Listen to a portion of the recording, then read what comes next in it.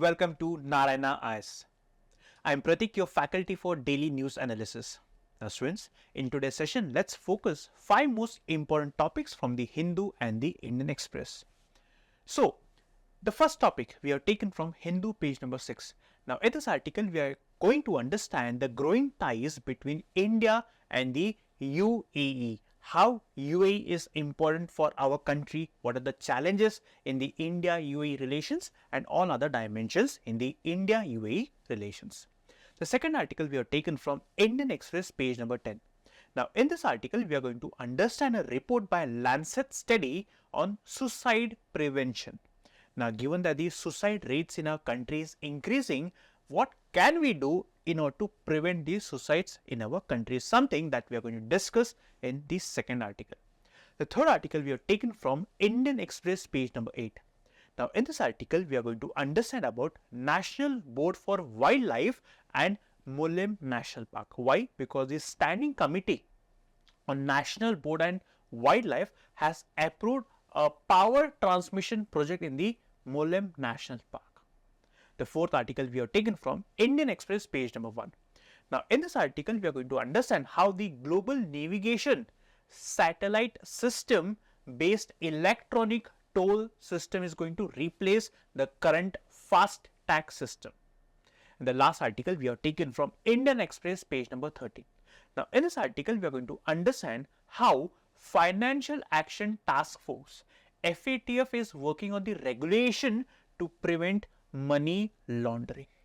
These are the 5 topics that we shall be discussing, and finally we shall be discussing few practice questions so that you understand, if you understood all the 5 topics, as well as you will understand the type of questions UPSC may ask in the examination. So students, let's get started. Students, the title of the topic is UAE and India ties. So in this article, we'll understand about the different dimensions in the India and the UAE relations. You can map this under both prelims as well as mains. Prelims, why? Because a map based question can be asked in the UPSC examination. And for the mains, a question can be asked on the India-UAE ties, or a question can be asked on India and the Middle East ties. And in the context of India and Middle East ties, how important are the relations, or how important it is for India to have good relations with UAE, right? So this is how it can be important for the UPSC examination. Previous question asked in the 2022, how will I2U2, right, grouping transform India's position in the global geopolitics? In I2U2, we have India, Israel, UAE and USC, right? So this is one of the developmental initiative, right? Infrastructural initiative. So how will this help India to strengthen India's position in the geopolitics, right? So a question of this nature can be asked in the UPSC examination. Now what is the context? The context is that the Crown Prince of Abu Dhabi recently visited India. Now the frequent meeting of the high level politicians between both the countries, it underscores the growing ties between both the countries, right? In the last 4 to 5 years, the Prime Minister of our country and the Prime Minister of UAE have met frequently. This shows how both the countries are attaching importance to one another, right? And both the countries share historical ties, political ties, cultural ties, economic ties, and both the countries are collaborating at various levels. So we'll try to understand these levels or these dimensions under India and the UAE relations. Now see, this is the location of United Arab Emirates, this one. Now what is the reason behind showing this diagram or this map? Because map based question, UPSC, for example, UPSC for UPSC, Middle East is a very important country. For India, Middle East is a very important country. So a question, or UPSC has a tendency to ask questions on the Middle East, right? For example, UPSC might ask which are the countries bordering, let's say UAE, which are the countries bordering Qatar, which are the countries bordering Saudi Arabia, which are the countries bordering Persian Gulf, which are the countries bordering Gulf of Oman, which are the countries bordering Red Sea, right? So, Bab-e-Mandab Strait divides which of the two countries? So, there are so many questions UPSC can ask. Countries bordering Mediterranean Sea. And that's the reason understanding map by hearting the location of countries surrounding geographical locations is very, very important for your prelims examination, right? So, make sure you are very thorough with the Middle East or West Asia map, right? Okay, let's proceed. Now, talking about the historical background of both India and the UAE relations. Now, the relationship between both the countries, they are rooted in deep cultural, political, economic, right, ties. So, in 1971, the Federation of UAE was established. Then, in the year 1972, right, diplomatic relations were established between both the nations. Diplomatic relations,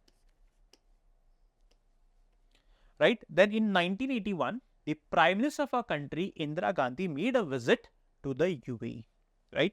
But then, in the year 2015, after a gap of 24 years, the current Prime Minister, Narendra Modi, became the Prime Minister to pay a visit to UAE, and this highlights the growing ties between both the nations. And then, if you see, in the recent 8 years, there have been frequent visits by the Indian Prime Minister to UAE and the visit of the UAE Prime Minister to India. It shows how both the countries are understanding the importance of one another.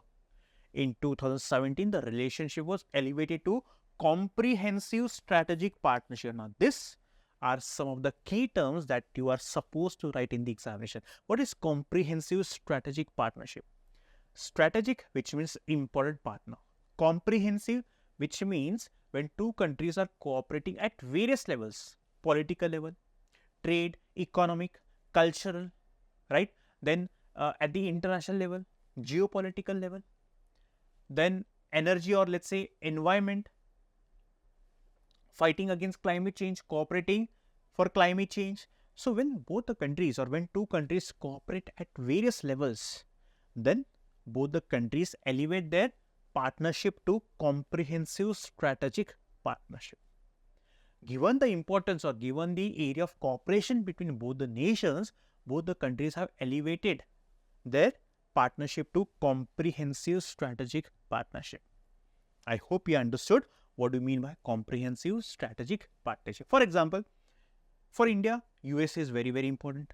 So, yes, with USA, we have comprehensive strategic partnership. With Russia, we do have. For Japan, we do have comprehensive strategic partnership. Israel, we do have, right? Now, when the Crown Prince of Abu Dhabi visited India, there were a few agreements signed between both nations. The first one is the civil nuclear technology. Now, what is the civil nuclear technology? Now, India has an expertise in the nuclear desalination. What is this nuclear desalination? Nuclear desalination is a technology where clean water is produced. How? By desalinating the seawater. Now, if you see UAE, it is surrounded by sea. So, UAE faces this problem of clean drinking water. So, using nuclear power, we are desalinating the seawater and producing clean water, which is very, very important for UAE sustainable development. So, both the countries signed agreement in civil nuclear technology. Then both the countries have reinforced the commitment in renewable energy to fight against or to fight for climate change, to fight so that we are not harming the environment, right? For example, both the countries are focusing on renewable energy sectors like solar and wind power. So, both the countries are collaborating to focus more and more on the renewable sector, moving away from the traditional sectors like, let's say, the coal-based power generation, right? So it shows that both the countries are committed to climate change. Education and innovation. Now, the Sheikh Khalid of Abu Dhabi inaugurated the first overseas campus of the IIT in Abu Dhabi. It shows that both the countries are also collaborating in the education department or sector, right? Then, based on the success of Comprehensive Economic Partnership Agreement, which was implemented in 2022, the two countries discussed expansion of economic ties. Now, as both the countries are very important and collaborating at various levels, various areas, both the countries committed that they will take the trade relations to 100 billion non-oil trade target by 2030, which means by 2030, non-oil trade, both the countries have kept the target to $100 billion. And in this $100 billion, oil component or oil will not be included. And then both the countries are also collaborating or cooperating so that they can deal in their own currencies. That is, we have rupee, and UAE, the local currency in UAE is dirham. So we are trying to use more and more local currencies for our trade, thereby reducing our dependence on US dollar, right? So these are the key agreements signed during the recent. But now let us try to understand why is UAE important for our country. First is geostrategic importance. Now, security and counter-terrorism.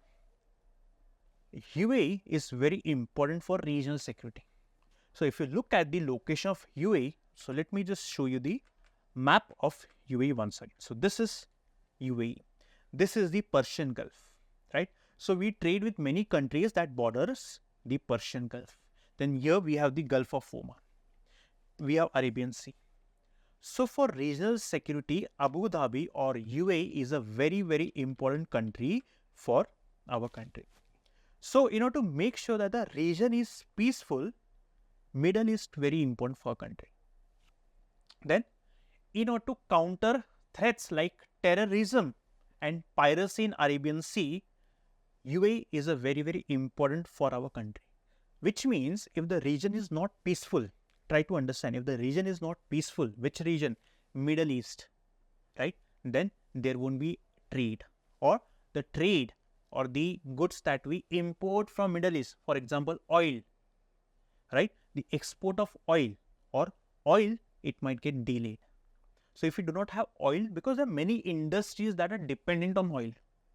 Are you getting my point? So if this industry stop functioning, why? Because there is no oil. And why there is no oil? Because Middle East is disturbed. That's the reason in order to make or in order to ensure that the region is peaceful, stable, Middle East or UAE is very, very important for our country. So both the countries are also collaborating, cooperating to fight against some of the major challenges like terrorism or let's say piracy in the Arabian Sea, right? And that's the reason both the countries participate in joint military exercises such as Desert Cyclone, Zai Talwar and Desert Eagle, which means the defense forces of both the countries are collaborating so that in case the situation demands, the armed forces of both the countries would collaborate, would cooperate to fight against the threat.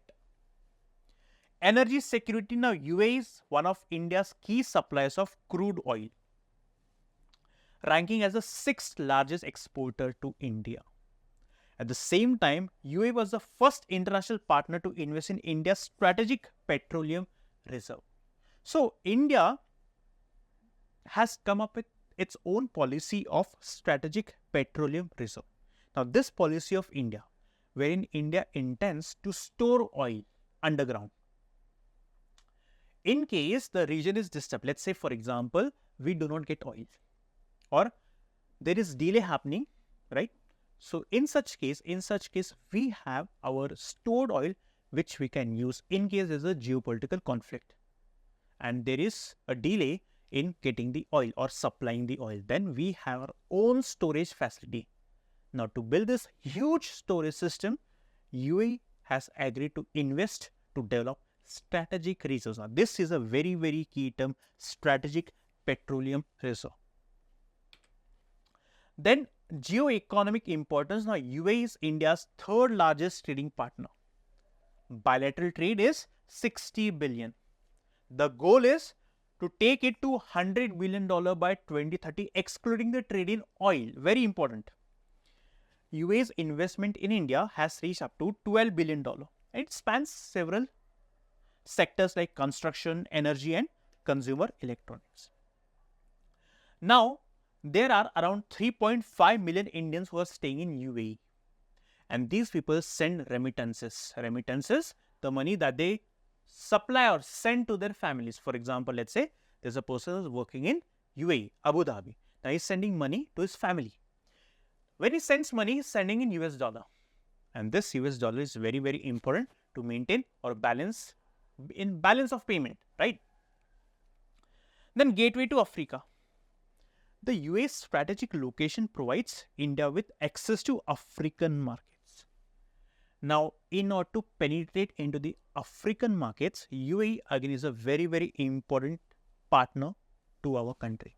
Why? Because UAE has made deep inroads in the African region. So, we can use UAE to connect more to the African countries, right? This will help the Indian businessmen to penetrate deep into the African market. Then geopolitical importance, regional stability. I explained you why it is important for India to see Middle East stable. For example, in order to make or ensure the Middle East is stable, UAE is equally an important country. For example, what is this Abraham Accord?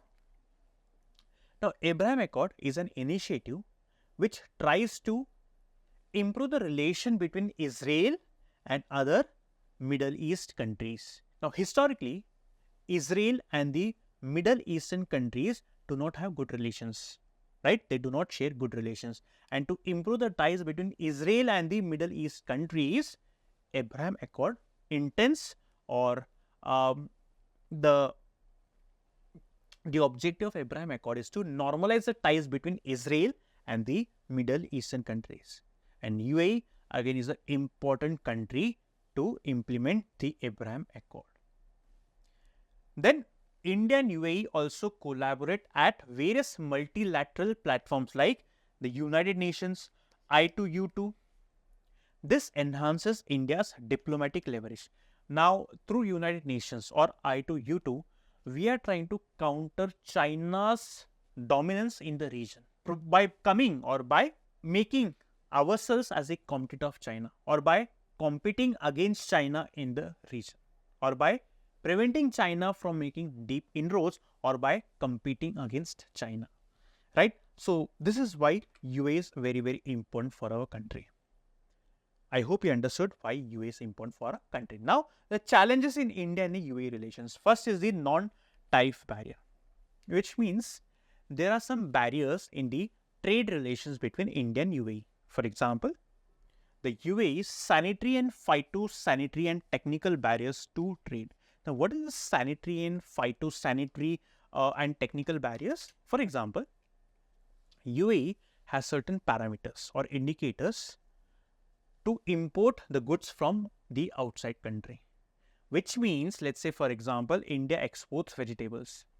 Now, these vegetables should meet a certain level in terms of hygiene or in terms of use of the chemicals.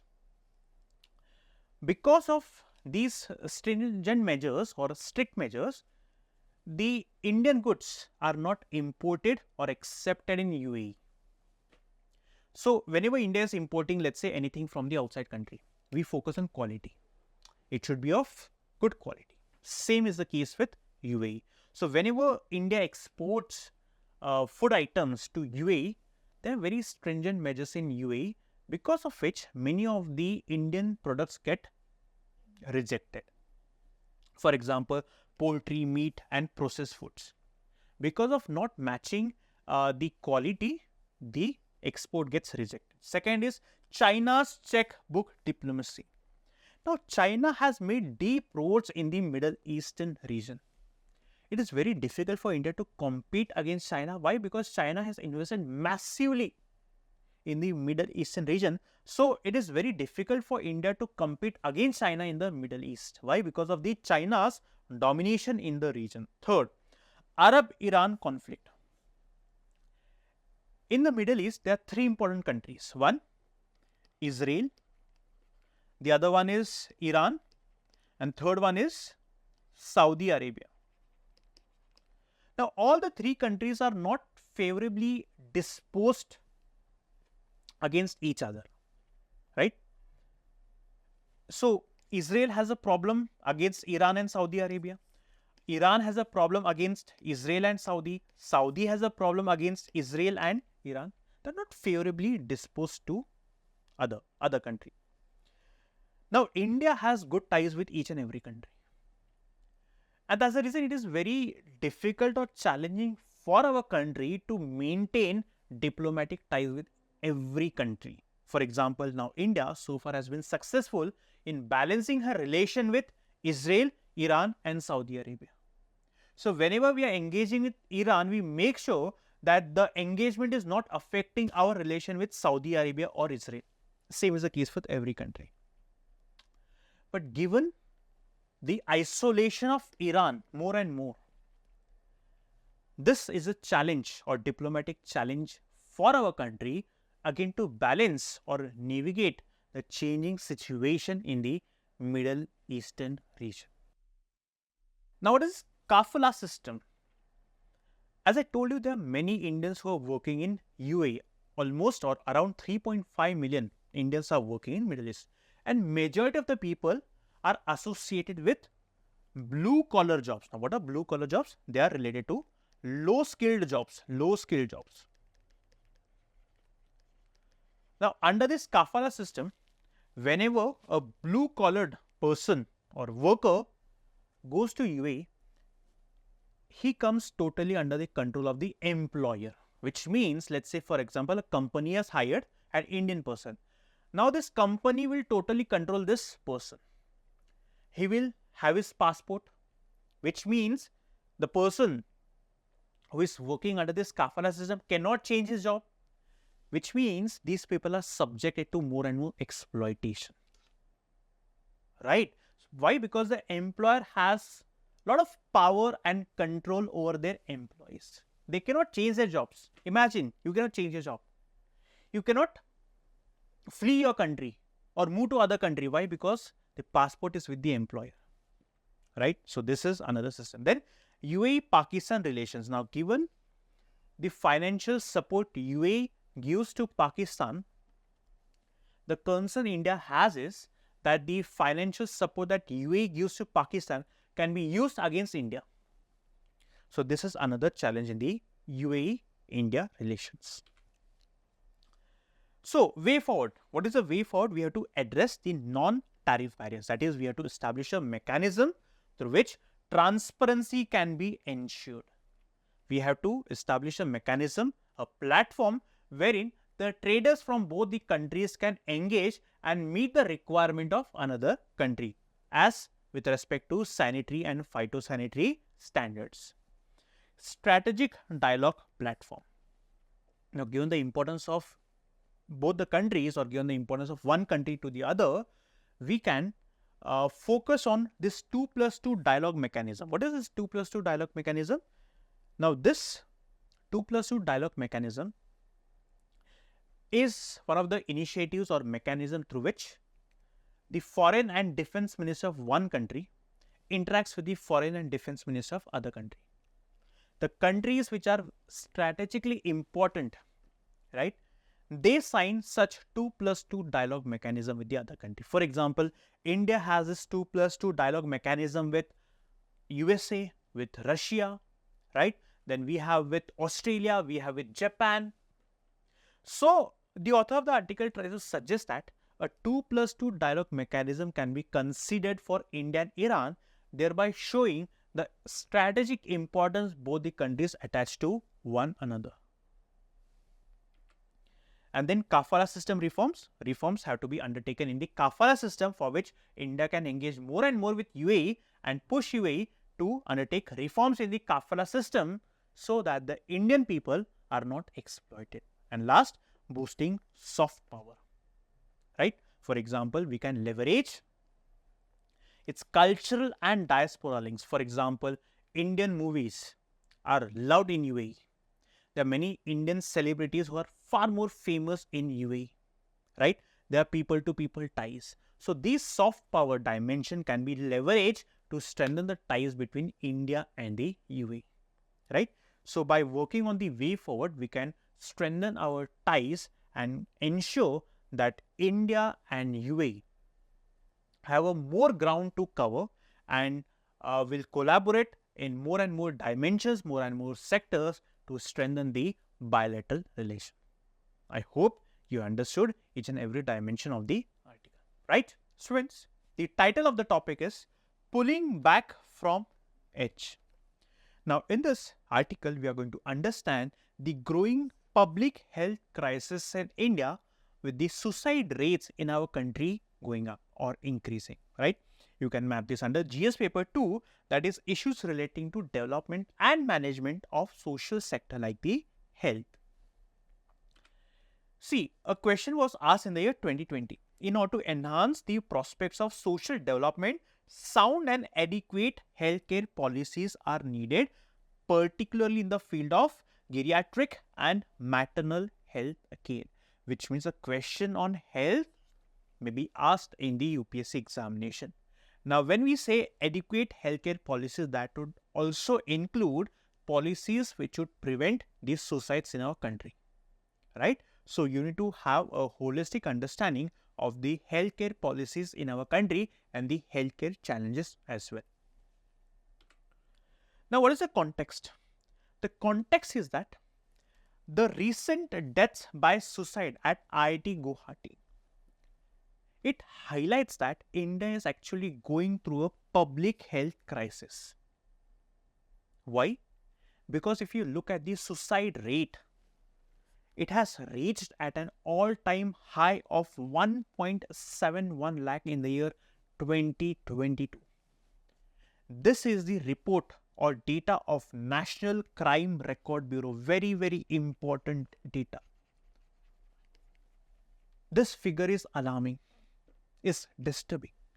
1.7 lakh people have committed suicide in the year 2022. The Lancet study, which is a medical journal, Lancet study is a medical journal. In order to prevent the suicides in our country, has called for a broader, more sensitive approach to prevent the suicides in our country. The Lancet study states that it is not only the individual risk factors that is actually contributing in high suicide rates in our country, but also other factors like the social determinants such as poverty, healthcare access, unemployment. These are also the factors that is actually contributing to high suicide rates in our country. Depression, emotional instability, psychological distress. Yes, these are the factors, but what Lancet study is trying to state is that there are other factors, other socio-economic factors like poverty and unemployment as well that is contributing to the high suicide rates. And that's the reason we need to evolve, or we need to frame a policy that should take into consideration the social and economic challenges or considerations as well, right? I hope you understand the context. Now, what defines an act of suicide? Now, if you refer Emil Durkheim, who is a famous sociologist, what did he say is that suicide results from both individual as well as social factors. Both individual as well as social factors. It is defined as an act where a person voluntarily ends their life fully aware of the outcome. Now, he has classified suicide into 4 categories. The first one is egoistic suicide, when a person is totally isolated from the society, he faces depression and commits suicide. Second is altruistic suicide, that is a person integrates with the objective of the organization. For example, the terrorists, for the sake of the objective or mission of the group, they are ready to sacrifice their life. This is known as altruistic suicide. Or lone wolf attack is an example of altruistic suicide, where people are ready to sacrifice their life for the cause of an organization. Then anomic suicide, where people, because of, let's say, a certain economic distress, because of, let's say, poverty, because of, let's say, healthcare crisis, they commit suicide. And then we have fatalistic suicide, where people are subjected to extreme regulation, or let's say people are subjected to slavery, right? So these are the classification as Emil Durkheim has suggested or classified the suicides. The National Crime Records Bureau defines suicide as a personal tragedy that ripples through families and communities, requiring both personal as well as societal interventions. So this is what defines an act of suicide in our country, right? Now, what are the suicide trends in our country? If you look at the National Crime Record Bureau statistics, right, there's a rise in these suicide rates. Now, these figures or this number is extremely important for you all to mention in the examination.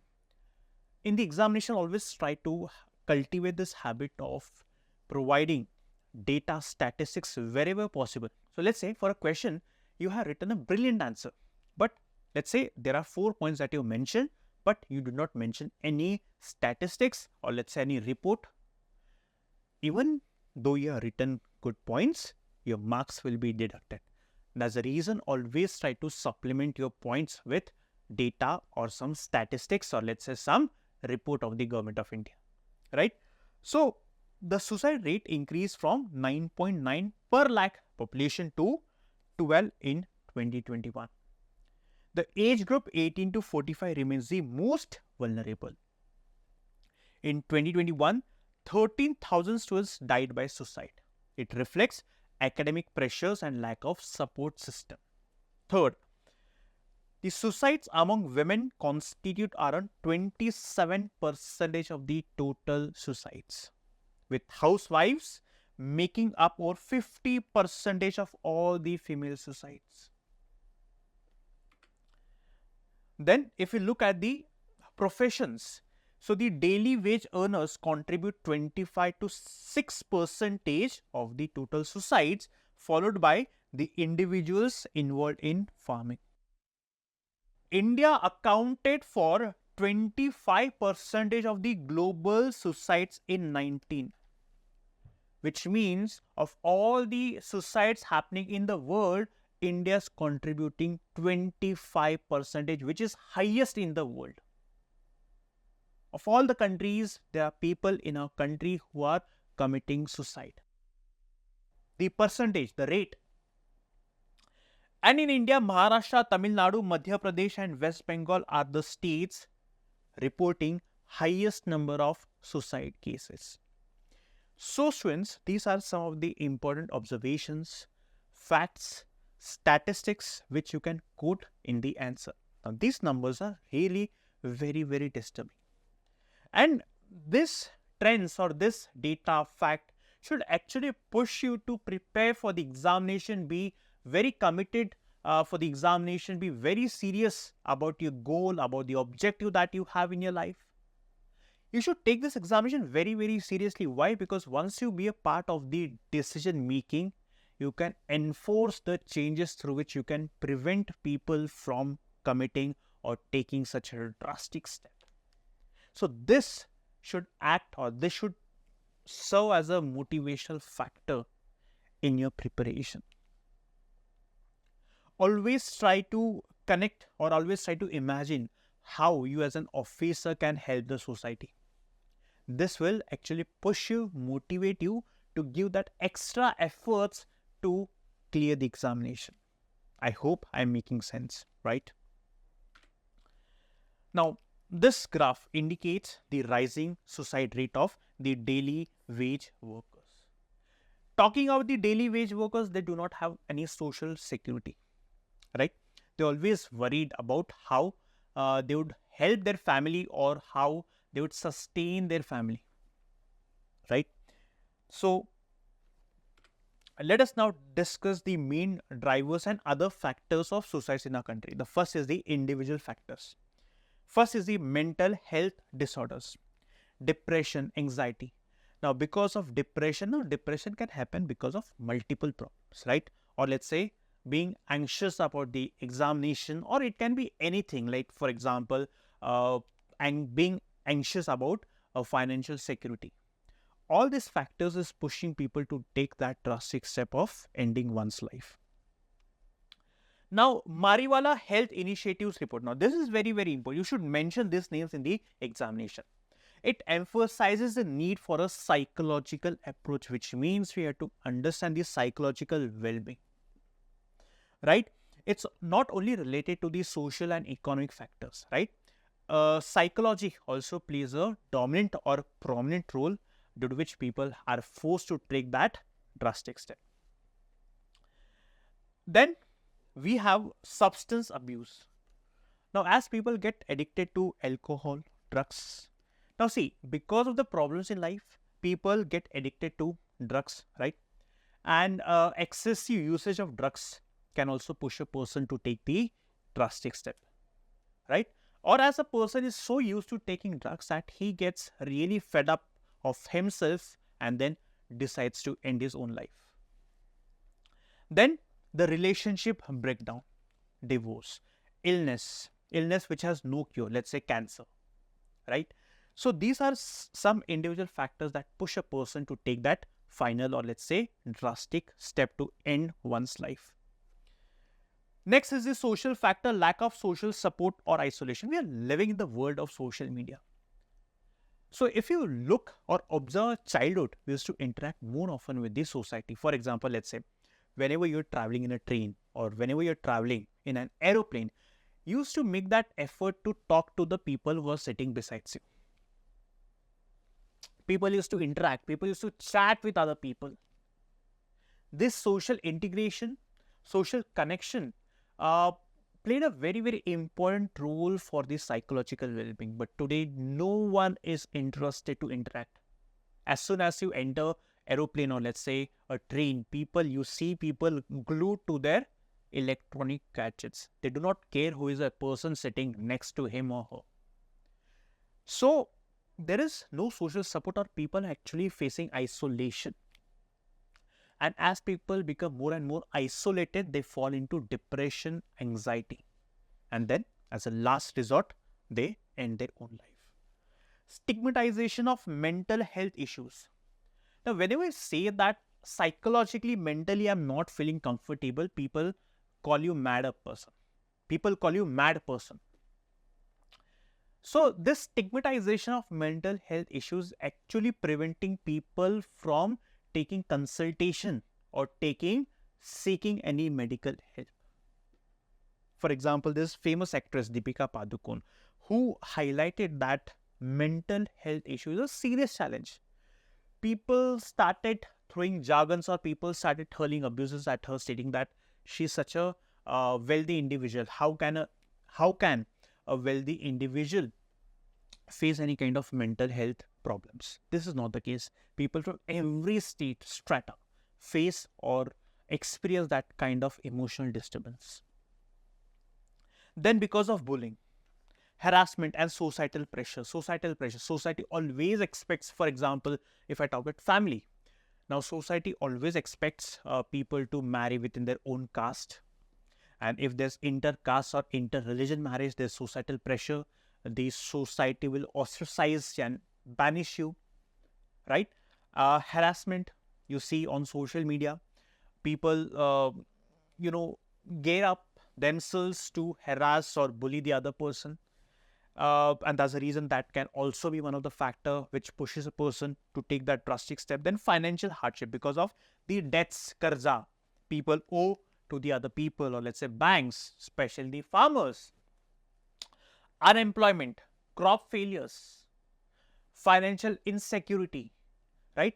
These are also some of the factors that is pushing people to commit suicide. Now, the suicide among farmers due to economic distress. The farmers do not have money to make investments. So what they do is they take money from the money lenders, right? Now, as they take money from the money lenders, they have to return the money at a high interest rate. Now, as the crop fails because of, let's say, poor monsoon, or let's say because of natural reasons, the farmers are forced to end their life. Then we have gender specific issues like women face additional challenges like early marriages, domestic violence, they face a physical, emotional disturbance, dowry related issues, and lack of financial autonomy. So all these factors is pushing women to commit suicide. Talking about the students, educational pressure to always perform well in academics, family expectations, and lack of mental health support. Let's say, for example, if you do not clear UPSC examination, or if you are not able to get admission in the engineering college, or let's say medical seat, there are so many students who have committed suicide because of the family pressure or the societal pressure. There's a pressure that you have to perform well in academics. And if you don't perform, students are forced to take the final step. Emerging factors, cyberbullying and the misuse of social media. Now, there are people who have committed suicide because of the pressure from the social media, which means social media is also impacting the mental well-being. So if you see, if you're a, let's say, celebrity, and if you post a certain post, then people start abusing you, right? And this takes a toll on your mental well-being. This is a problem.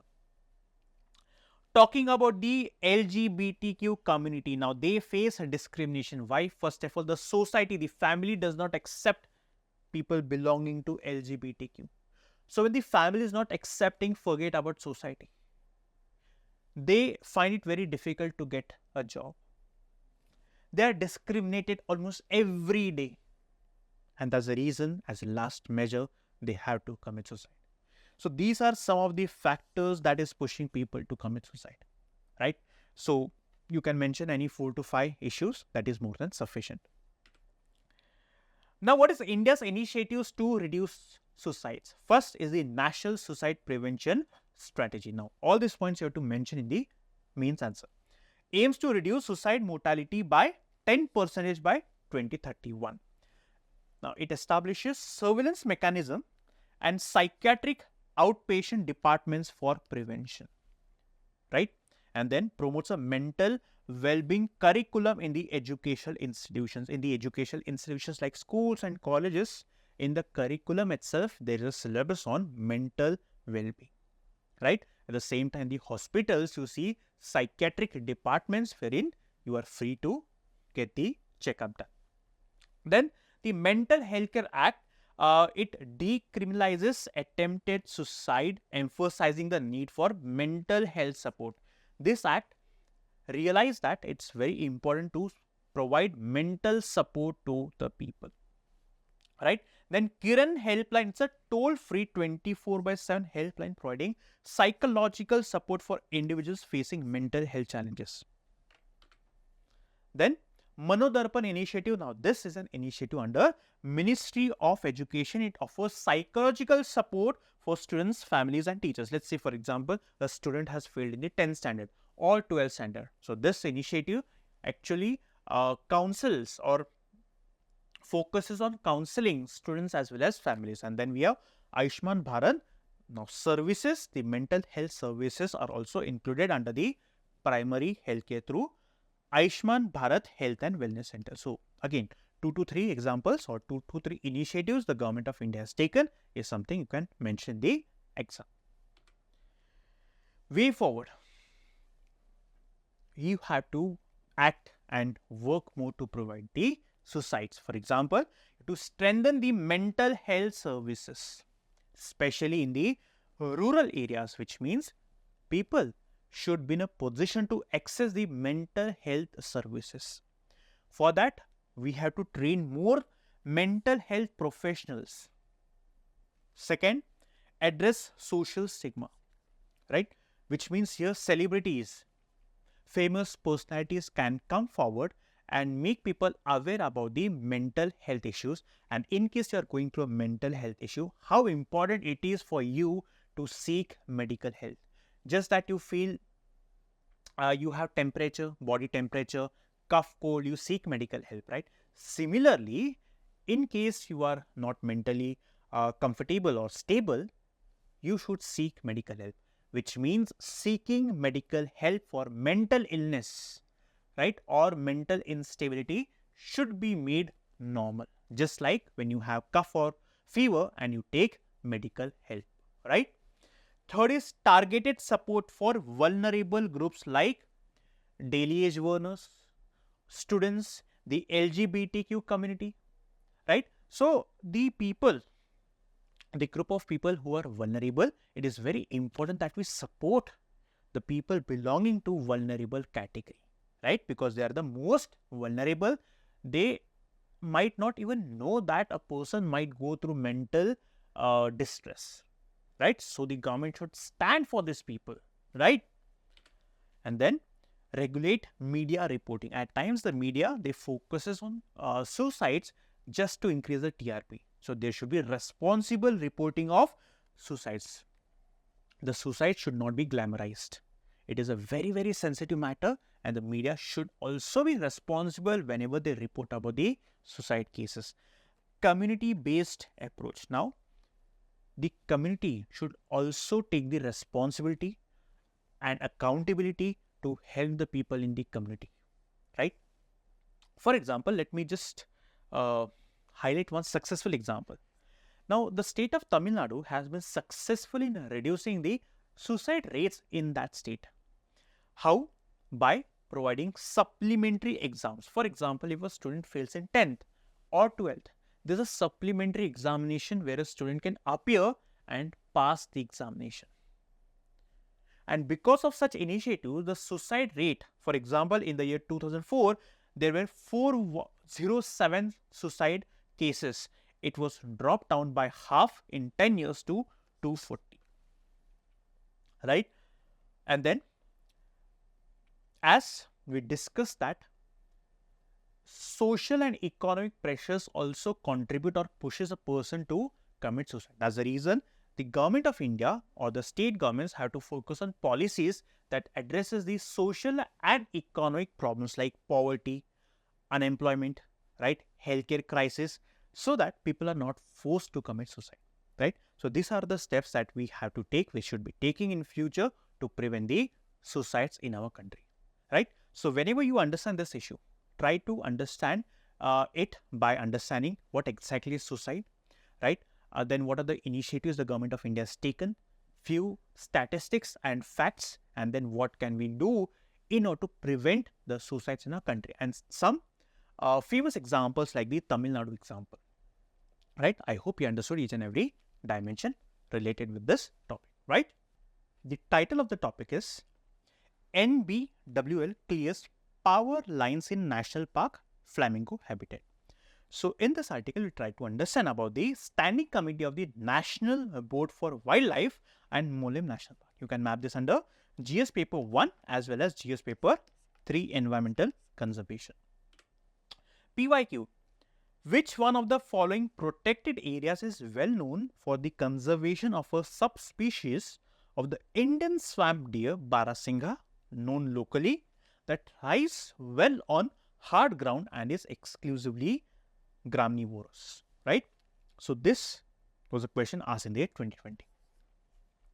And these are the few national parks, which means a question can be asked on national parks. So whenever you read a national park in the newspaper, always try to make sure that you know certain facts about that national park, about the flora, fauna, and important places associated with that particular national park.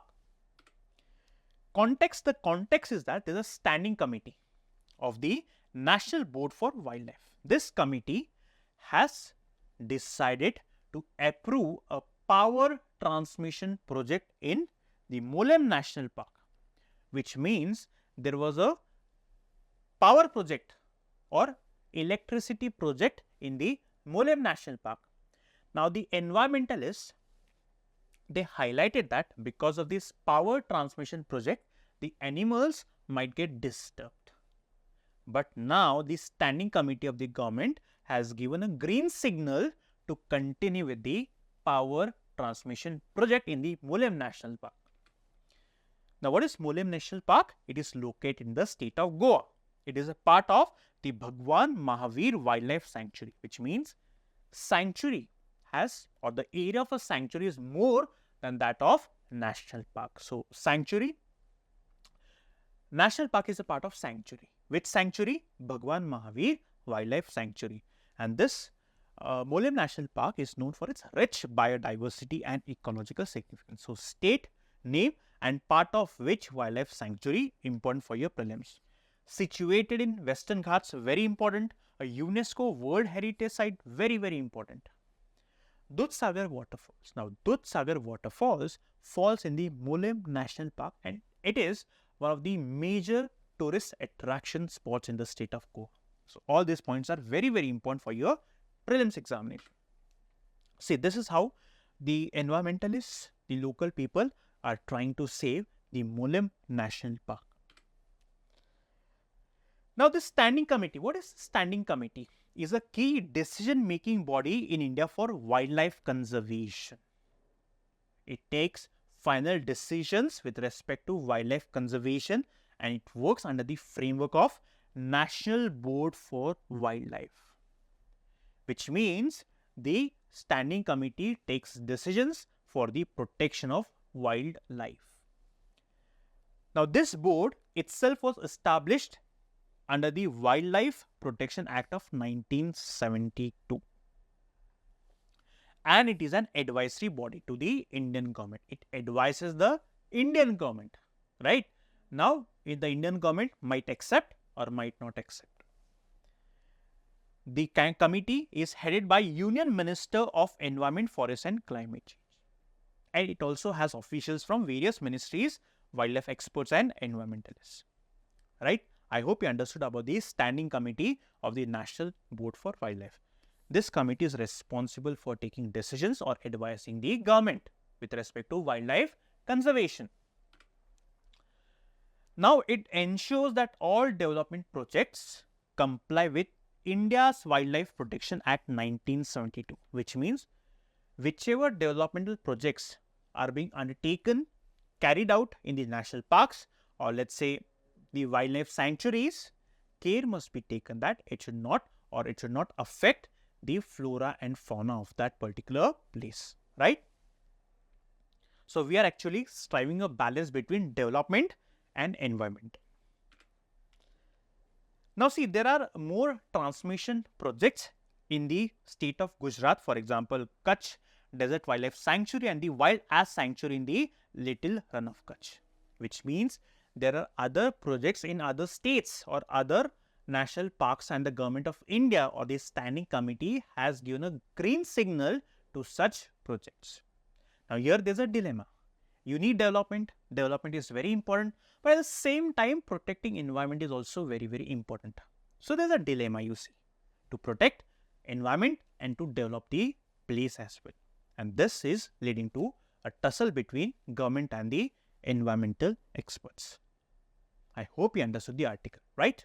Students, the title of the next topic is about this SatNav system. So, let us try to understand what is this SatNav. SatNav stands for satellite, Sat stands for satellite and Nav stands for navigation system, simple. And you can map this under GS paper 3, infrastructure, energy, road, ports, railways, etc. right? So, it comes under infrastructure. Now, a question was asked on GPS technology in the year 2018, very, very important, which means similar such of question can also be asked on a global navigation satellite system, right? That's the reason it is important to understand such topics. Now, what is the context? The context is that the Ministry of Road Transport and Highways has recently issued a notification introducing a new toll system for vehicles. As of now, right, we have this FASTag system, right? Now, this toll system will be replaced by a new system known by the name GNSS. Now, you know how the FASTag works, right? You take your vehicle close to the FASTag scanner, right? The FASTag scanner deducts money and then you proceed. this system will be replaced by another system. We'll understand what the new system is, right? Now, this global navigation satellite system is going to replace the FASTag system. What is this global navigation satellite system? It uses satellite to provide precise location and real-time tracking. So, we know GPS, right? We use GPS to go to a particular place, right? So, we follow the GPS direction. Now, the world follows the United States GPS. Russia has their own GLONASS system, Europe's Galileo, China's Beidou. Now, India has also our very own navigation system known by the name Indian Regional Navigation Satellite System, but it is not used widely. Why? Because of the precision. It's not precise. That's the reason we Indians do not use our own system. Why? Because it is not precise and we rely on GPS. So, you all know what is GPS. It uses satellites to reach to a particular place. So, satellites help in reaching us to a particular location or place, right? It also tracks the objects on a real-time basis.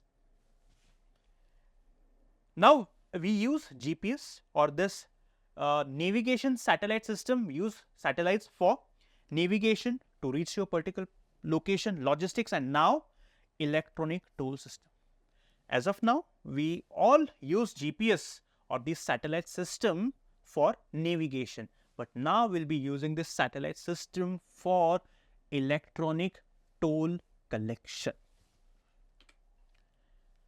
Now, this global navigation satellite system based toll collection is a next generation solution designed to eliminate the need for traditional toll plazas.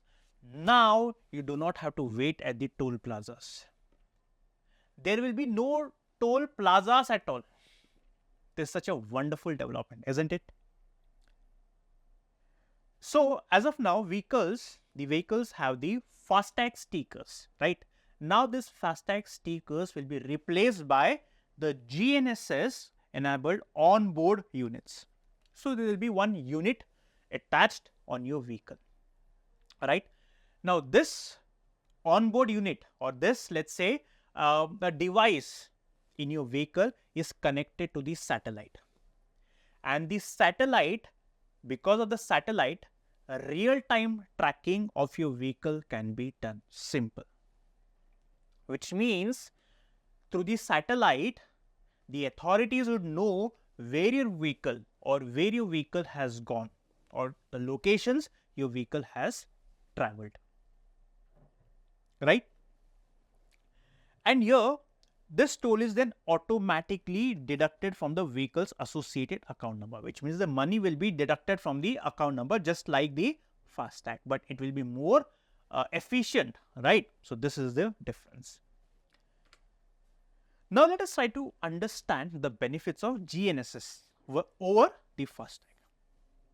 See, the FASTag, it relies on the radio frequency identification technology, which means whenever you take your vehicle to the toll plaza, right, the scanners, it detects or it tries to scan the barcode or code on the FASTag sticker.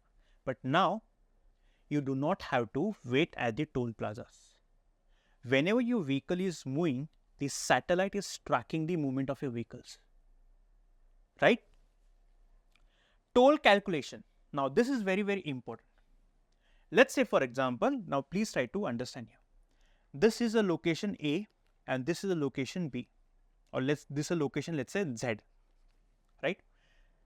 Now, there is a toll. There's one toll over here and there's another toll over here. And then there are other locations as well, let's say. Now, let's say, for example, you have to travel to this distance called B, or there's another location which is over here, B. Now, whenever traveling, now let's say a person wants to travel from A place to B. Now, whenever crossing this toll plaza is deducting the amount from the distance A to Z, right? which means the FASTag system is not capturing the distance the vehicle has traveled. Now, what the GNSS system would do is, the GNSS system with the help of satellites would understand or measure the distance you traveled, which means the money that will be deducted from your account will be in proportion to the distance traveled. As per the current system, no matter you travel 50 kilometers or 150 kilometers, similar amount, one common amount will be deducted from your account. But now, with the help of this GNSS system, based on the distance you travel, similar amount or amount proportion to the distance traveled will be deducted from your account. This is the advantage. Infrastructure: for the FASTag, you need toll plaza. You require toll plaza. But now, for the GNSS system, you do not require toll plaza. There is no need for any infrastructure.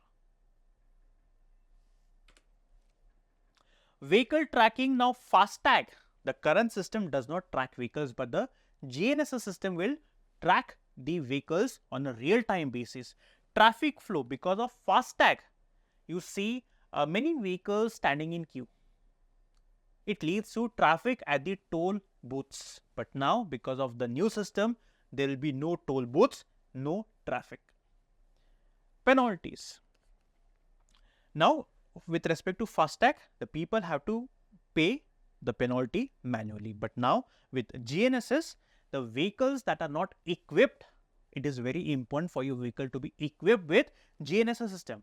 And if the vehicles are not equipped with GNSS system, these vehicles will face double toll charges. Let's say if the toll charge is 100 rupees, as penalty 200 rupees will be taken from you, which means the benefits of GNSS system is more than the FASTag system, right? And that's the reason we are moving ahead to adopt the GNSS-based tolling system.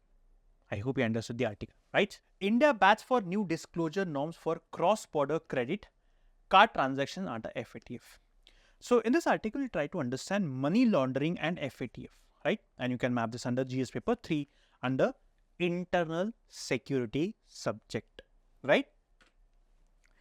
Now, a PYQ asked in the 2021, discuss how emerging technologies and globalization contribute to money laundering. Elaborate measures to tackle the problem of money laundering both at the national and international levels. This was the question asked in the year 2021. First, let us try to understand what is the context. Now, there are cross-border payments, right? Which means people from one country send the money to people in the other country. We all know. But at times, let's say for example, the money coming from Pakistan to India might be used for some other dangerous purpose or nefarious purpose. Like, let's say this money can be used for terrorism. FATF is one such organization that tries to prevent money laundering. What is money laundering? Washing dirty money and making it clean. Laundering: we put dirty linen, clothes, and you wash the clothes, washing machine.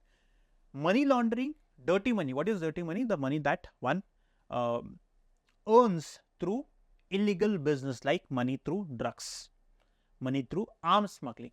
You earn money through this illegal business, but you show the money as if you have earned through a legal business.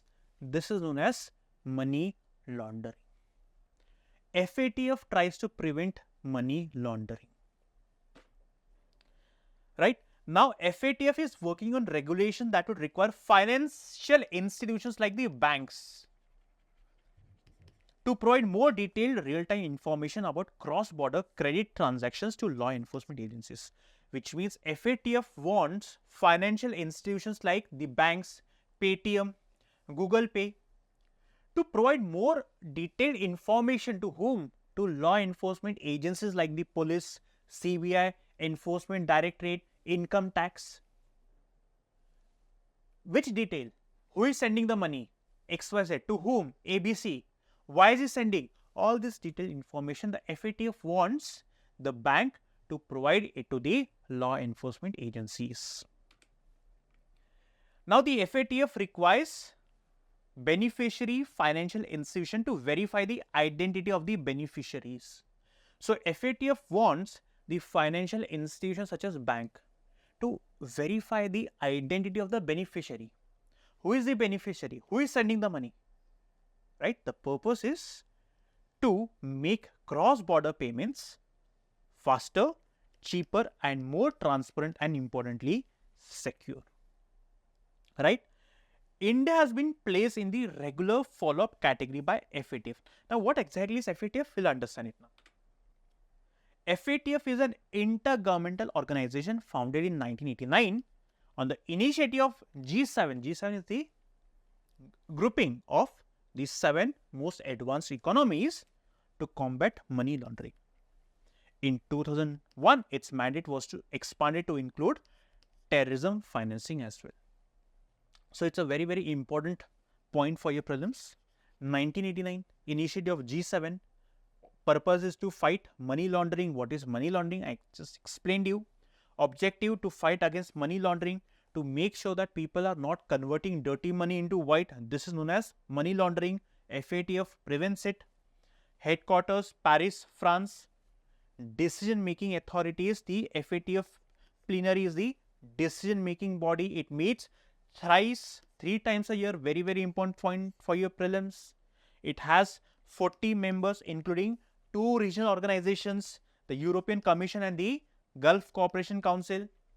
India became a member of FATF in the year 2010. Each and every point is important for your prelims. By heart all these points. Very important for your prelims. Now, which are the categories under FATF? So, these are the categories. Regular follow-up. Now, India falls under this regular follow-up category, which means we comply, we follow the FATF provisions. There are few provisions that we do not comply. Majority of the provisions we comply. This is regular follow-up. Enhanced follow-up, countries report progress every 2 to 3 years, which means they comply with almost all the provisions. Blacklist, these are the countries who do not comply with any of the provision and directly or indirectly are supporting the terrorist financing. Right? So, these are some of the categories under FATF. India falls under this list. Just you need to know which list or category India falls. I hope you understood the article. Right, students? Students, it's time to discuss few questions so that you understand if you have understood all the questions or topics that we have discussed so far. The first one is, how does FASTag track vehicles? Very, very simple. By continuously monitoring vehicle movements in real time? No. Only when vehicles pass through toll plazas equipped with RFID scanners. Yes, this is the answer we have discussed in the article. So, very easy question. Second one, about Molim National Park. Is a part of Western Ghats, UNESCO World Heritage Site? Yes. Is home to Dudhsagar waterfalls, one of India's tallest waterfalls? Yes, correct. This park is located in the state of Maharashtra. No, it is located in the state of Goa. So, 1 and 2, option A has to be the correct answer for question number 2. Next, which of the following countries shares a land border with UAE? The correct answer is Oman. That's the reason. Make sure that you know each and every country sharing the border with which other country or with which other water body. Next, which of the following bodies is responsible for approving development projects in wildlife sensitive areas under Wildlife Protection Act? Commerce, no question of Ministry of Commerce. This one, Standing Committee of the National Board for Wildlife. Again, this is what we have discussed in the article. So, it's a very easy, straightforward question. Then, with reference to Financial Action Task Force, which of the following statements are not correct? India is a founding member of FATF. Incorrect. FATF was founded in the year 1989. India became a member in 2010. So, incorrect. Its headquarters are located in New York. No. Paris. India is one of the very few countries to be listed under the regular follow-up category of FATF. Yes, this one is correct. So, not correct 1 and 2. Option A is the correct answer for question number 5. Now, mains practice questions. rising trends of suicides in India and critically analyze the socio-economic and psychological factors contributing to it, suggest measures for an effective suicide prevention strategy. Start your answer by highlighting the data of NCRB. NCRB reports that India contributes highest percentage or highest number in the world's total suicides. Right? Youth, women and farmers are the most vulnerable, or they contribute a great in the overall suicide rate of a country. Right? And then you can also define what constitutes a suicide. Like you can mention what the NCRB has defined by the or defined the word suicide. Then in the body you have to highlight the NCRB data or the Lancet study report. For example, India has witnessed increasing suicide rates. High risk groups are the students, daily age earners and housewives. Gender disparity, women face or a significant percentage of suicides. Then there are socio-economic factors, poverty, unemployment, crop failures, financial distress, debt, gender-specific challenges. We have discussed all this in the article. Psychological factors, mental health challenges, substance abuse, social isolation, cyberbullying, COVID-19 related stress, discrimination, LGBTQ. So try to highlight, first you highlight the trend or the NCRB and Lancet study report. Then you highlight the reasons for increasing suicides in our country. Then you highlight the initiatives the government of India has undertaken. All these four are very important. Make sure that you are mentioning the government of India initiative. And then finally, you can mention that in order to reduce the suicide rates of a country, we have to strengthen the mental health services by focusing on the rural areas. Then it is important for the government to provide economic safety nets to the vulnerable category, that is farmers and the daily wage earners. Then gender specific support to women and LGBTQ, responsible media reporting, and then research into psychological determinants of suicide. And then you can also mention any successful example, like the state of Tamil Nadu has initiated supplementary examination, because of which the suicide among students has drastically dropped. Right? So this is how you write means-based answer. I hope you understood how to write a means-based answer. Right, friends? And I hope you're able to answer all the questions that were discussed. Why? Because we did discuss the answers of every question in the articles that we discussed. So make sure that you're thorough with all the articles that we discussed, so that you're in a position to attempt all the questions. Right, friends? So, friends, I hope you're liking our initiative wherein we discuss 5 important topics from the Hindu and Indian Express. We analyze comprehensively, especially the means related topics, and I hope this is benefiting in your UPSC examination preparation. Right, friends? So please continue our efforts initiative by hitting the like, subscribe option. Thank you so much.